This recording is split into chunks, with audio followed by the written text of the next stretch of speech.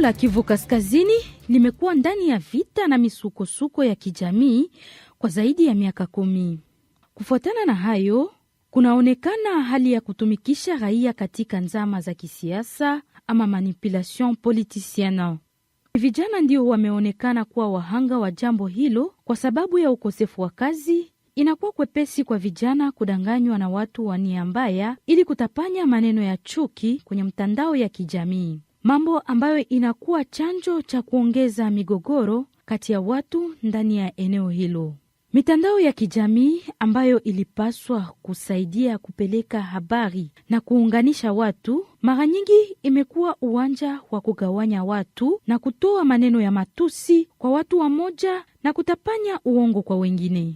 Kwa kupambana na hali hii, shirika mbalimbali za mji wa Goma zinajihusisha kwa kuwahimiza watu kwa matumizi bora ya mitandao na kupinga kutangaza habari za uongo na za chuki. Maneno ya chuki ambayo mara nyingi yamelenga watu binafsi, jamii inakuwa kiambaza kikuu katika kuishi kwa pamoja ambako kumezorota na vita.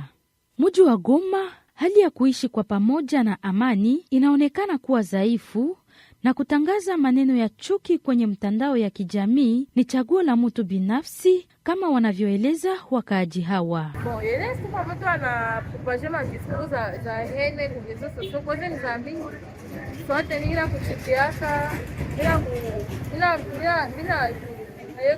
Mitandao inaonyesha ke kufanya mbaya sasa kuvifanya mimi na Kristo ya chuki niko nayo sasa mimi nakuona tu sifura yake mezo siko sisi tunataka kwa sababu ndio kwa rezo sosio bila vifashi nipate waabone nipate TikTok niko tuna waabone. Histoire yenye tuko nayo na vinyume mbalimbali ambavyo anapasha kuwa alipitia kwa masiku za nyuma, inawezekana anapasha kuwa washamwambukiza kumwambia ake kabila fulani haiko ya maana, ama kumwambia ya kwamba ndugu fulani alimkoseaka masiku zilizopita, na ile inaacha aweze kulipisha kisasi.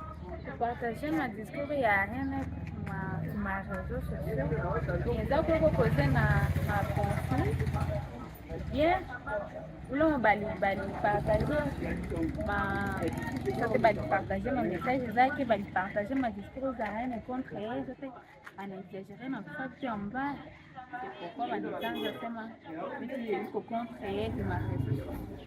Kwa upande wake Stefan Lupao, aliyekuwa katibu wa shirika lililokuwa likikutanisha makabila ama Barza Intercommunautaire, anasema kwamba maneno ya chuki yanajulikana kwa namna yake ya kuchochea vurugu, ubaguzi au kulaumu jamii kama watu fulani. Anaongeza akisema kwamba sababu nyingi zinaweza chochea hali hii kama vile ujinga, ujanja wa kisiasa na kukosa uhakika wa habari.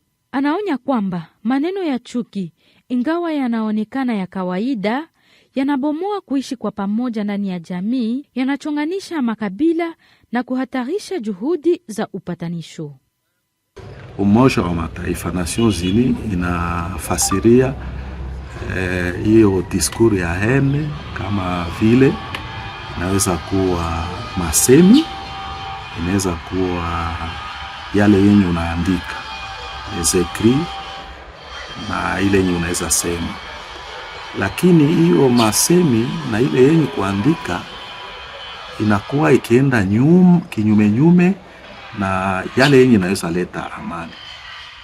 Swat inaonyesha kama mtu fulani ni wa chini zaidi, inaonyesha kama ule mtu ile mambo naosema inambagua,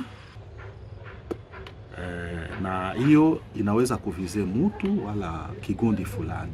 Yenye inakatazwa kufuatana na droit international ni ya kwanza, wakati ile yenye wewe uko nasema inaweza bagua mtu. Ile yenye unaweza kunasema inaweza leta ujeuri, violence. Ile yenye unaweza kusema inaweza kuleta hostilite kwa ule mtu. Maana yake ule mtu haonekani tena sawa vile mtu. Hiyo vitu vitatu vinakataziwa kwa droit international, na ndio maana discours de haine inakuwa menace kwa amani, inatatiza amani na vile vile inatatiza kuwepo ya watu pamoja. Objectif ya societe ni kubatir, tujenge societe yenye kuwa juste, yenye kuwa inclusive, maana yake kila mtu yuko nafasi, juste maana yake kila mtu anakuwa traité de la même façon, et pacifique kwenye kuko amani. Sababu kama kuko amani na njoo mambo ya maendeleo inaendeka. Maana yake ile madiskuru haifasilite le vivre ensemble. Watu wataanza chukiana. Na njoo mafakteur yenye naacha watu hawaishi pamoja. Cohabitation pacifique inakuwa nguvu sababu kuko hiyo madiskuru tena. Bon, mimi nawaza kwa kuweza kujenga, kwa kusaidia makomunote iishi vizuri, inaomba kutosha kubanir ifo. Mimi nawaza satake kujiatake kwa hiyo madiskuru dene, sababu hiyo iko chanjo d'ailleurs ukosefu wa amani, ukosefu wa kuishi pamoja kati ya makomunote. Daniel Makaka, mwandishi wa habari wa fact checking kunako shirika Eleza RDC, anatoa mwito wa angalisho kufatana na matumizi mabaya ya mtandao wa kijamii. Kwa maoni yake, kutambua maneno ya chuki ni kujifunza kuyatofautisha na uvumi au habari za uongo. Anahimiza watu kuchunguza chanjo ya habari mbele ya kugawanya na kuchukua mazoezi ya kujifunza kuishi kwa amani kupitia mtandao.